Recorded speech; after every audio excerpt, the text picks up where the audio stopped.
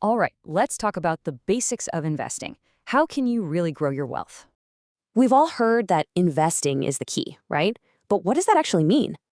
At its core, it's just using your assets today to earn you more income or profit tomorrow.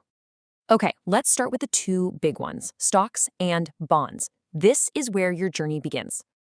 So when you buy a stock, you're literally buying a small piece of that company. You're an owner.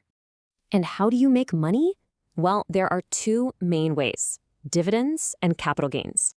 Now, a bond is different. Think of it like an IOU. You're loaning money out. And in return for that loan, you get a guaranteed payout, which makes bonds generally more stable. So it's a choice, ownership with higher risk or loaning money for more stability. Okay, so who helps you manage all this stuff? The great news is you're not alone. These are called financial intermediaries. They're like a bridge connecting savers to borrowers. You've probably heard of them. Banks, mutual funds, hedge funds, they all play a different part. Mutual funds are super popular because they pool your money with others to buy lots of different things.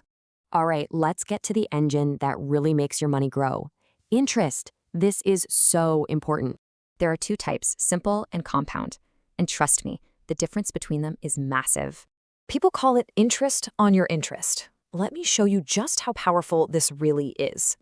Let's say you invest $10,000 and just leave it for 5 years at a 5% return. And would you look at that difference? That right there is the power of compound interest. That extra bit of cash, that's money that your money made for you. Pretty amazing, right? Okay, so you know the pieces, but how should you actually approach investing? What's the strategy? It really all comes down to this. Higher potential return usually means higher risk. That's the trade-off. So what are the keys to success? It's simple. Diversify. And start as early as you possibly can. Seriously, time is your greatest asset. It lets that magic of compounding really do its work. The big takeaway here is simple. You want to make your money work for you. Put it into action. So I'll leave you with this question. Is your money working as hard as you are? Thanks for watching.